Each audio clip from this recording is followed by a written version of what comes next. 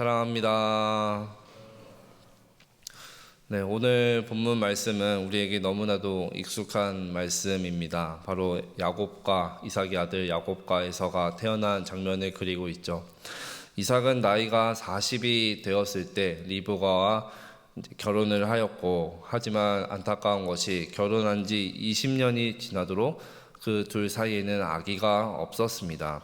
그러면 지금 이 시대 같았으면은 이런저런 방법을 다 동원하여서 어떻게든 아기를 가지려고 수를 쓰고 참 많은 방법을 동원하겠지만, 그런 모습이 일반적인 모습이지만 이삭과 리브가는 20년이 지나도록 아기를 갖기 위해서 단 어떤 조치도 취하였다라고 성경에 나타나 있지는 않습니다.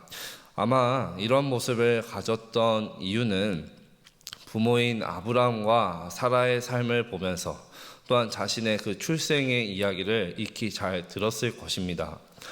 바로 하나님께서 반드시 약속하시면 그 약속은 하나님의 때에 꼭 이루신다 라는 사실을 어린 시절부터 이삭은 또 많이 들었을 것이고, 두 부부는 많은 대화를 했을 것으로 보입니다.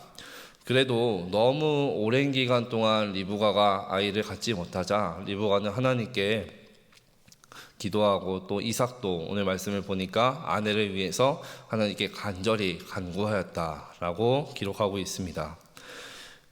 그리고는 하나님께서는 하나도 아닌 두 쌍둥이 둘을 한 번에 리브가에게 아기를 주십니다. 근데 이 두 쌍둥이가 엄마 뱃속에서부터 참 유별났던 것 같습니다. 오늘 본문 22절을 보시면 엄마 뱃속에서부터 서로 싸웠다라고 이야기를 합니다.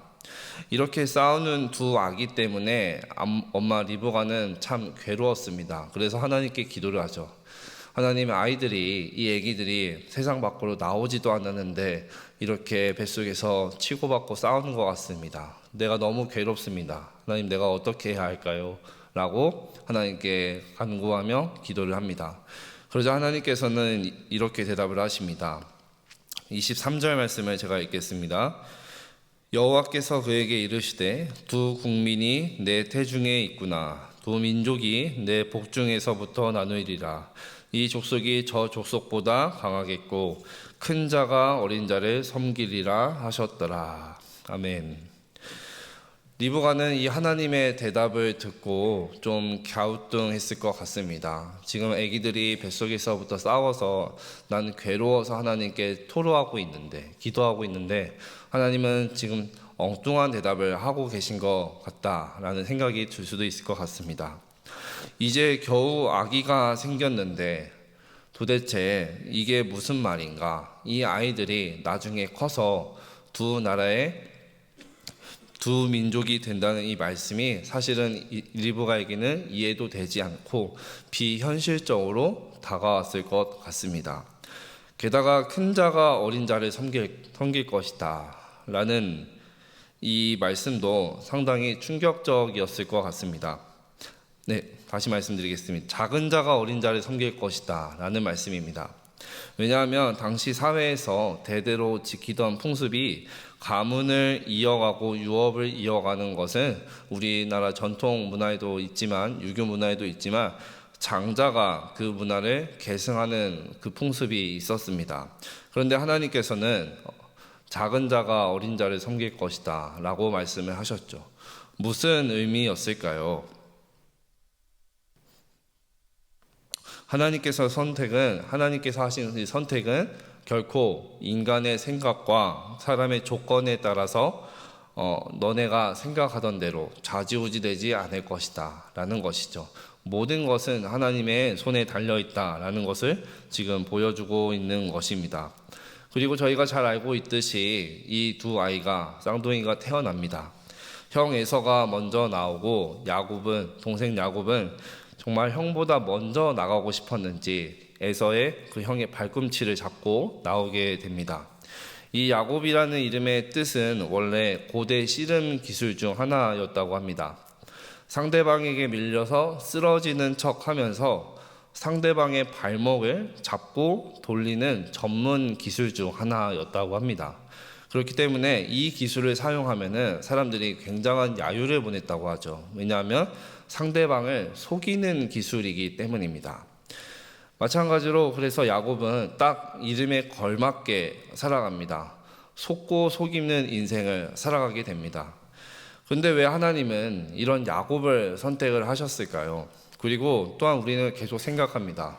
왜 하나님은 굳이 에서가 아니라 정말 남을 계속 속이면서 솔수를 범하는 이 야곱을 선택하셨을까? 우리는 이 생각이 떠나지 않습니다. 왜 이런 생각을 우리는 떨쳐버리지 못하는 것일까요? 이유는 간단합니다. 바로 우리의 눈으로 봐서 그렇습니다. 우리 사람의 눈으로 봤을 때 계속해서 야곱이 했던 행동과 그 모습들이 생각나고 떠오르기 때문입니다. 근데 사실 생각해 보면 야곱이나 에서나 별반 다를 바가 없습니다. 둘 다 죄인인 것은 매 한 가지이기 때문입니다. 근데 가능성이 없는 데서 하나님께서는 지금 야곱을 주권적으로 선택하신 것이죠. 하나님께서 선택하셨다라는 것은 다시 보면 사람이 가진 조건은 하나님에게 선택의 기준이 되지 못한다라는 것입니다. 결코 우리의 눈으로 보고 판단할 것이 아닙니다. 모든 선택에는 하나님의 눈으로 바라보고 하나님의 마음으로 바라보고 판단해야 할 줄 믿습니다. 왜냐하면 하나님께서 그렇게 하시기로 결정하셨기 때문입니다. 그리고 일단 야곱을 선택하셨고 참 사람의 눈으로 보아서는 마음에 들지도 않고 이해도 되지 않지만 어떻게 저런 야곱을 선택하셨나라는 생각이 들지만 하나님은 야곱을 선택하셨고 그 다음에 야곱을 계속해서 바꾸어 나아가시는 다듬어 가시는 여정을 우리에게 보여주시고 장차 이스라엘의 큰 민족 그 지도자가 되게 하십니다. 야곱은 에서의 발꿈치를 잡고 나왔습니다. 태어날 때부터 참 욕심이 많은 것으로 보입니다. 하지만 분명히 우리가 볼 수 있는 것은 그 야곱을 태어나게 하신 분도 출생케 하신 분도 하나님이십니다. 하나님께서 야곱을 붙드셨고 주권적으로 먼저 선택하셨기 때문에 야곱은 자기 힘으로 모든 것을 하려고 발버둥치며 에서의 발꿈치를 잡았지만 다시 보면 야곱은 지금 하나님께 발목 잡힌 하나님께 붙들린 인생이었습니다. 분명히 자신의 힘으로 태어날 때부터 형 에서의 발목을 잡고 자기 마음대로 또한 태어나서도 온갖 술수를 쓰면서 살고자 했습니다. 하지만 자기 뜻대로 되지 않았습니다. 왜냐하면 야곱이 에서의 발목을 잡고 태어나기 전부터 방금 전에 말씀드렸듯이 하나님께서 먼저 야곱의 발목을 잡으셨기 때문에 하나님께서 붙드셨기 때문에 야곱은 자신의 뜻대로 나아갈 수 없었습니다. 우리도 마찬가지입니다.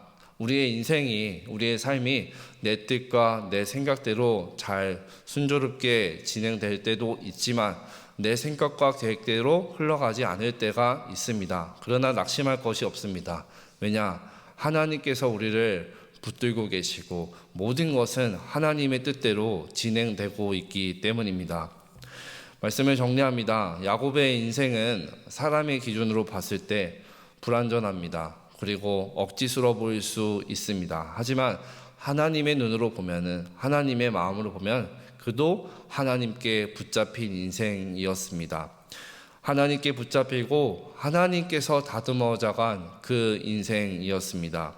이 하루도 우리의 삶이 하나님의 손에 붙들렸다는 사실 다시 한번 기억하셨으면 좋겠습니다. 그래야 해서 정말 그저 하나님께서 쓰시기에 합당한 그릇으로 그 통로로 하나님 오늘도 나를 사용하여 주시고 또 때로는 하나님 내가 하나님 앞에서 다듬어져야 할 부분이 있다면 나를 다듬어 가 주시옵소서라고 고백하며 나아가는 복된 우리의 삶의 자리가 되기를 간절히 소망합니다.